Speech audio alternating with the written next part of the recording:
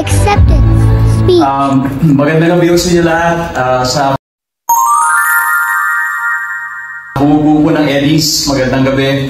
Sa mga kasamahan po namin sa industriya, magandang gabi po.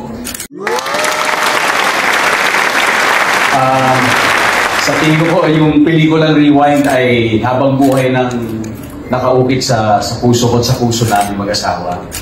Hindi lang po dahil sa napakagandang kwento ni Enrico Santos, kung hindi pati na rin dahil sa naging experience po namin sa buong pelikula, mula sa story conference, mula sa shooting, sa promotion, lahat.